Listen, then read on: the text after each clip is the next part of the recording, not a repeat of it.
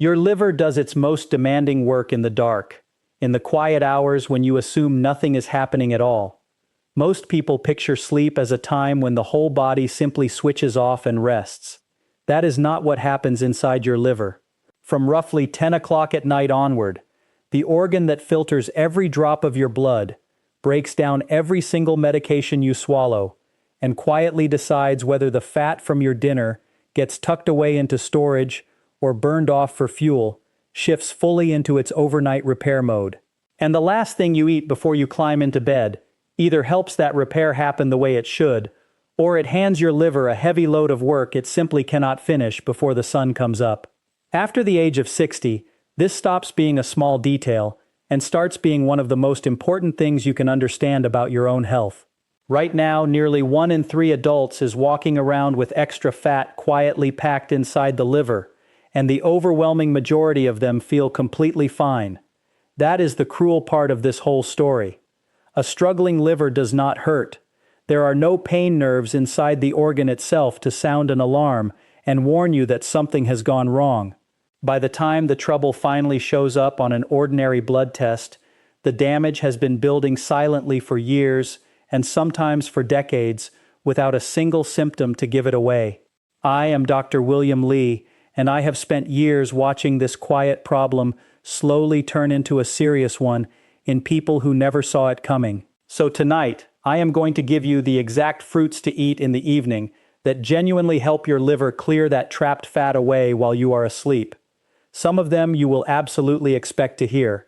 A few of them are going to genuinely surprise you.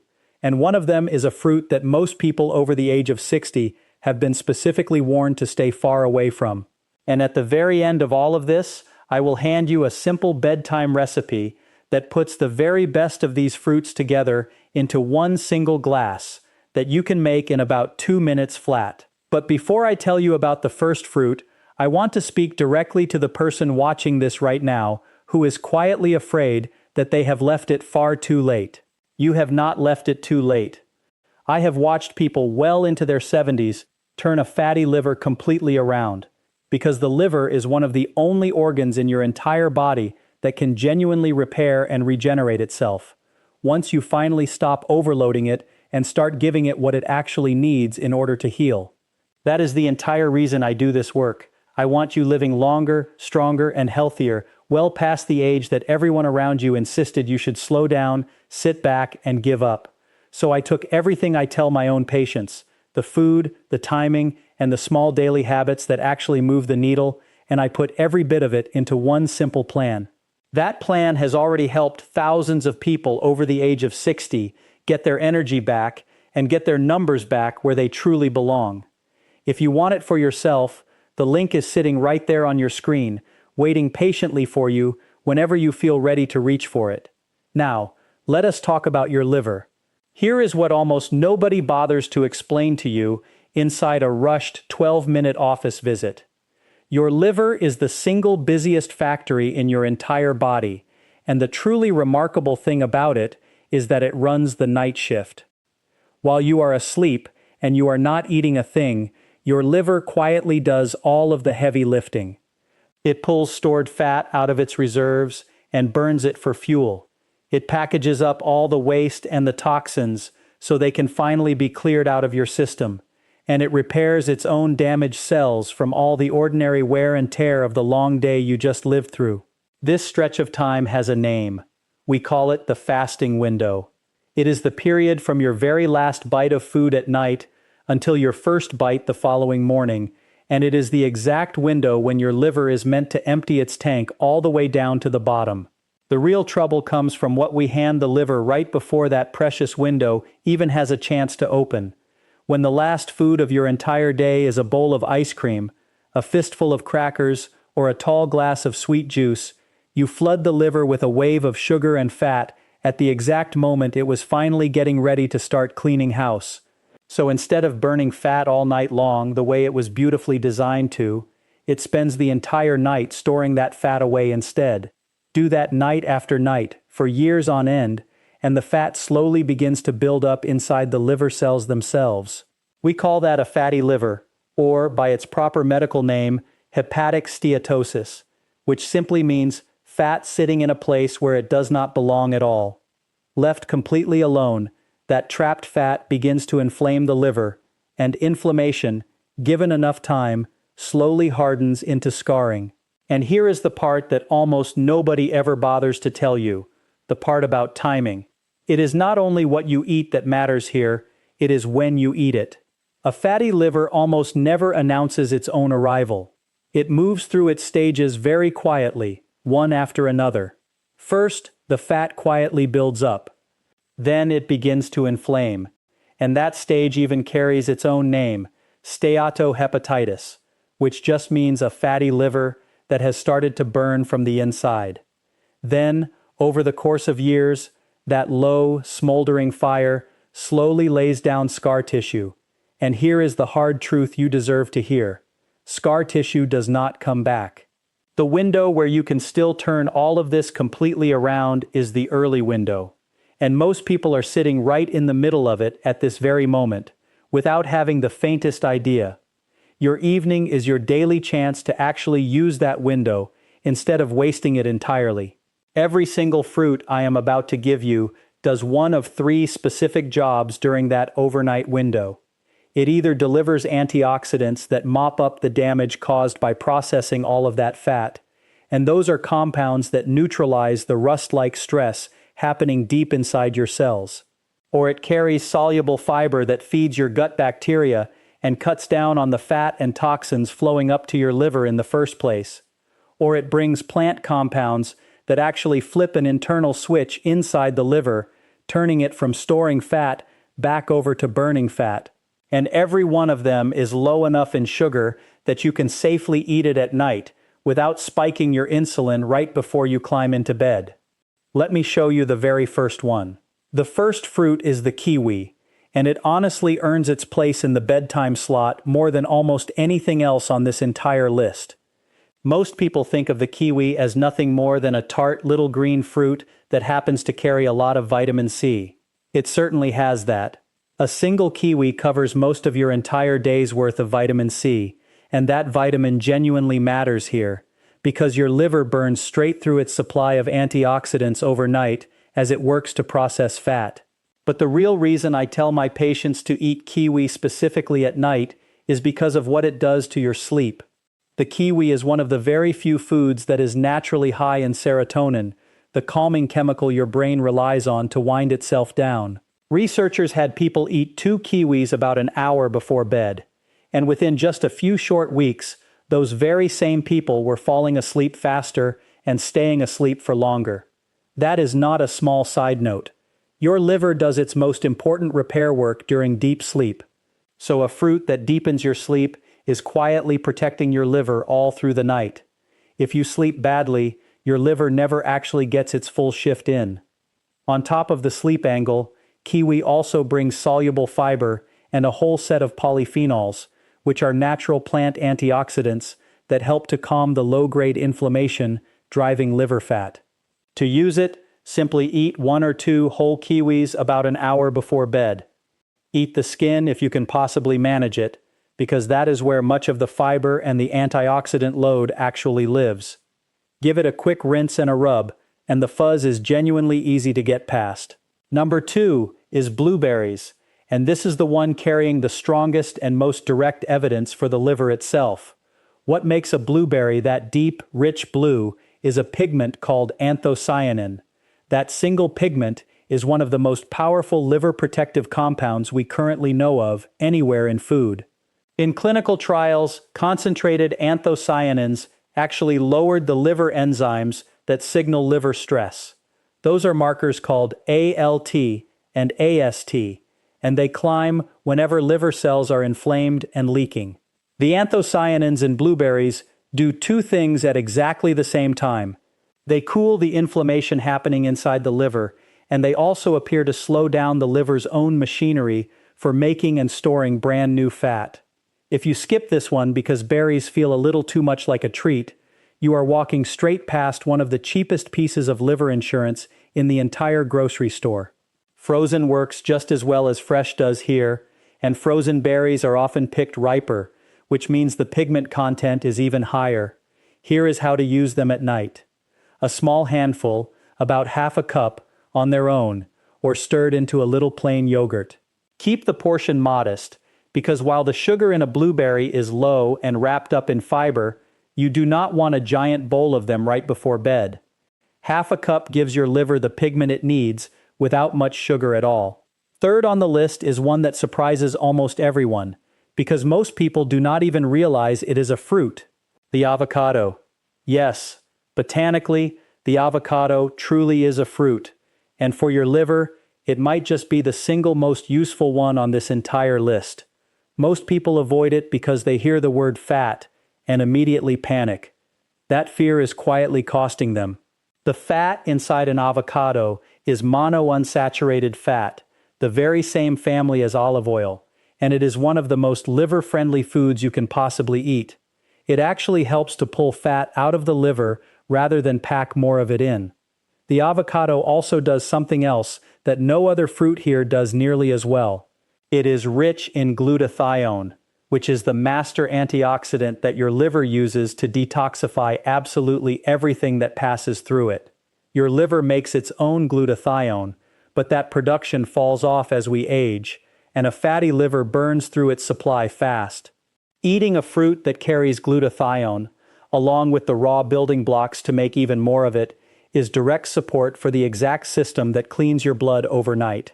On top of all of that, a single avocado carries around 10 grams of fiber, which feeds the gut and slows everything down. A quarter to a half of an avocado in the evening is plenty. Mash it up with a little salt and a squeeze of lemon, or slice it onto a small piece of whole grain toast a couple of hours before bed. It is genuinely filling, so it also stops the late night snack raid that wrecks so many livers. So far, every fruit has done the same quiet work, mopping up the damage and slowing the fat down. And we are only 3 of them in. The next 5 are where things get truly interesting, including the one that your doctor may have already told you to avoid entirely. Quick favor before I go on. If this is the very first time anyone has actually explained to you why your liver needs help specifically at night, instead of just telling you to eat better, please hit that subscribe button and give this video a like. And if someone in your family is fighting their weight or their blood sugar, please send it along to them, because a fatty liver very often sits quietly underneath both of those problems. So, number 4 is red grapes, and the color is genuinely the whole point of it. The skin of a red or purple grape is absolutely loaded with resveratrol, a plant compound that has become one of the most heavily studied molecules in all of aging and liver research. Resveratrol works on the liver by activating a whole set of internal switches that tell your cells to burn fat for energy instead of hoarding it away. It also calms inflammation inside the liver and helps to protect the liver cells from the oxidative stress of processing fat overnight. The green grape does not carry anywhere near as much of this, so reach specifically for the red and purple ones. Now, a word of caution to keep this completely honest. Grapes are noticeably sweeter than the other fruits we have covered so far, so portion is everything here. This is not a fruit to eat by the bowlful at night. About 10 to 15 red grapes is the right evening dose. Eat them whole, skin and all, because the resveratrol lives right there in the skin. A small trick that I personally like is to freeze them, because frozen grapes take much longer to eat and feel like a real dessert, which keeps you from reaching for actual ice cream instead. Number 5 is the humble apple, and it works on your liver through a back door that most people never think about at all, and that door is your gut. An apple is one of the very best sources of soluble fiber that exists, in the form of pectin. When that pectin reaches your gut, it feeds the good bacteria living down there, and those bacteria then produce compounds that travel up to the liver and tell it directly to calm down and store less fat. This connection between your gut and your liver runs in a straight line through a vein called the portal vein, and a healthy gut sends the liver healthy signals. A troubled gut, on the other hand, floods it with inflammation. The apple quietly fixes the upstream end of that entire pipe. And there is even more to it. The skin of an apple carries quercetin, an antioxidant that has been shown to reduce fat buildup and inflammation in the liver. Peel the apple, and you throw most of that goodness straight away. so eat it whole. A medium apple in the evening is ideal, and a slightly tart one like a Granny Smith has less sugar and even more of the good fiber. If you want it to feel like a treat, slice it up and sprinkle some real cinnamon on top, which has its own gentle blood sugar benefit. Eat it an hour or two before bed so the fiber has enough time to do its work. Number 6 is pomegranate, and almost nobody thinks to reach for it at night, mostly because it has earned itself a reputation for being a real hassle to eat. It is genuinely worth the small effort. Those little ruby seeds, the arils, are absolutely packed with compounds called punicolagens, which are some of the most potent antioxidants found in any fruit, anywhere, stronger ounce for ounce than green tea or red wine. For your liver, that antioxidant power goes straight to the heart of the problem. A fatty liver is a liver under oxidative stress, that slow internal rusting I keep coming back to again and again. And pomegranate floods it with exactly the compounds that quench that stress. The result in the research has been lower liver fat and calmer liver inflammation. Pomegranate works on the fat itself too. It helps your body handle blood fats called triglycerides, the very same fats that get dumped into an overworked liver, and it supports the liver's ability to clear them out instead of storing them away. For a fruit that tastes like a dessert, it is doing serious metabolic work all through the night. A word on exactly what to buy, because this one trips people up. The whole seeds are what you want, not the sugary bottled pomegranate drinks, which strip out all the fiber and concentrate the sugar until you are basically just drinking soda. If you buy juice at all, make it a small splash of pure, unsweetened juice. Never the cocktail blends. In the evening, about 1/4 to a half cup of the fresh seeds is a perfect amount. Sprinkle them over some plain yogurt or eat them straight by the spoonful. A quick way to seed one without the mess is to halve it and tap the back with a wooden spoon over a bowl, and the seeds drop right out. That burst of tart sweetness makes it feel like a real treat, which is exactly the point, because it keeps you far away from the things that actually hurt your liver at night. Number 7 is papaya, and this is the one that almost nobody in this country ever thinks to eat for their liver.